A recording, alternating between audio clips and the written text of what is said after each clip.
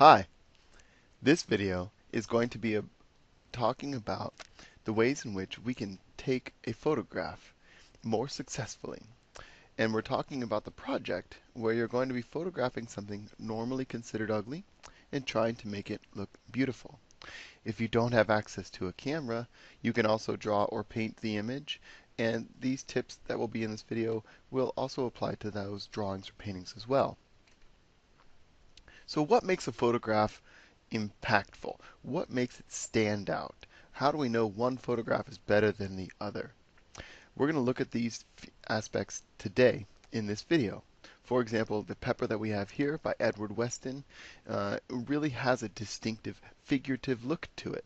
And the reason it looks that way is some of the highlights and shadows that he has added to this pepper before taking the photograph. So we're going to take a look at three distinct things that you can think about while you're taking your photographs, and I'd like you to keep these in mind.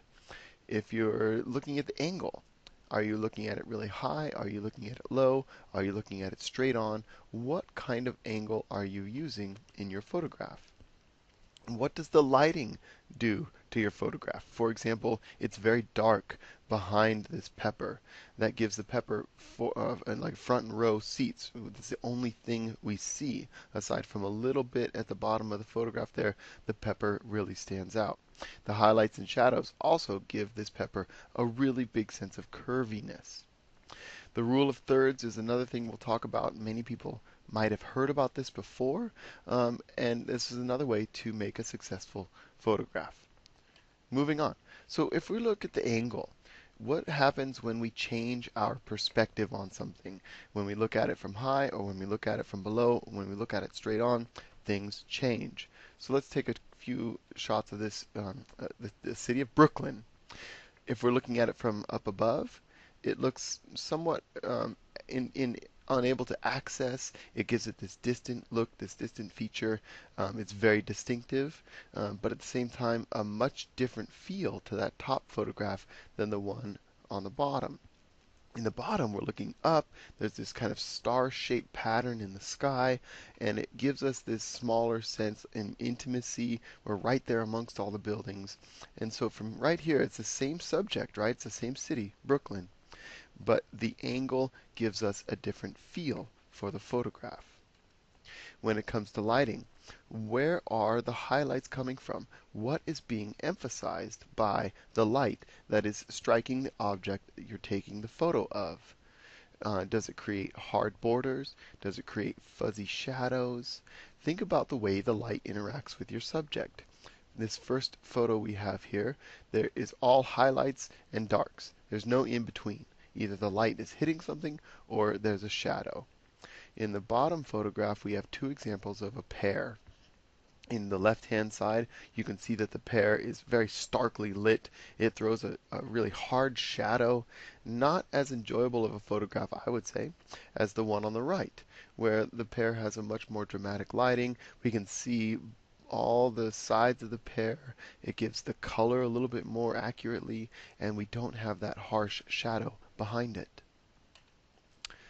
Finally, the rule of thirds is one of the more tricky things to think about when taking a photograph or composing anything on a two-dimensional surface.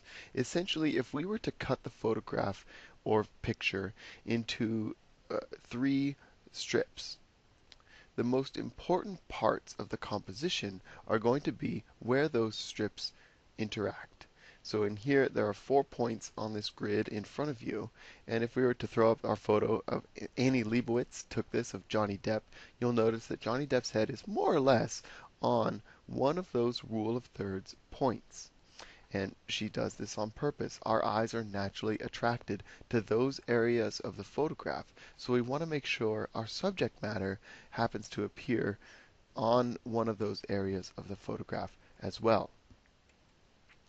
If we were to take another Annie Leibovitz shot, for example, this one of the white stripes, you'll notice how both of the elements of this photograph, the two people who are featured, are more or less lining up on those rule of third lines or directly on one of those points where the lines intersect.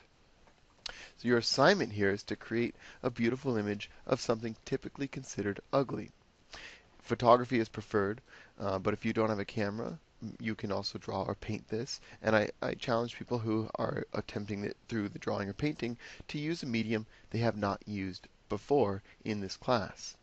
Also, as always, write down some ideas. What are some things that you have around you in your everyday environment that you could take a picture of? Vents, toilets, couches, trees, sidewalks, things that you walk past every day that you might not consider to be beautiful, but with the right lighting, the right angle, and the right composition could be looked at in a new way. The surprising thing here is that once you get the eyes for this subject, once you start to kind of see how you can look at the world through this point of view, lots of things are going to start popping out to you. So I encourage you to really start thinking about those aspects now. Some examples. This is one that I took a long time ago, actually, but I feel really highlights the nature of this project. My cat was in the process of killing a mouse. I had roommates at the time that smoked, and so these three elements came together in a sort of cat and mouse, big tobacco, small people way, and I really liked the drama in this image. Lucas Govan took an image of his lockers. The locker room isn't something we would normally consider a beautiful place, but the angle, the way that he staged this photograph really does add some beauty to these simple objects that help him play the game of football. James Creek identified some beauty on the top of a rainy dumpster. I think this photograph is one of the more successful ones I've seen. The color, the angle, it's very ethereal. Like this is a moment that is only going to be happening once, and he captured it, and then it's fleeting and it's gone. Lucas Steinreck took probably the best photo of poop that I've ever seen. The depth of field in this one is really important. The poop and the fuzz growing off of the poop are really critical in that they're very sharp and delineated. The rest of the photo is very fuzzy and kind of blurred out. Nikki Hummel, her photograph took this pipe that's in a forest that normally would be considered out of place, but the way she took the photo and the little bit of filter she put on there gave it a look of kind of its own sort of tree-like appearance. The growth on the stump behind that corrugated pipe makes it seem like a tree in and of itself, and it's growing naturally out of the forest. Another kind of forest themed picture here comes from Leah Beth Peterson. She applied a pretty heavy filter to this photograph. I don't recommend that people always use filters. Sometimes they can get a bit heavy. But in this case, it gives it a very painterly aspect, and we can kind of see a commentary on the deforestation that we can see in Humboldt County here.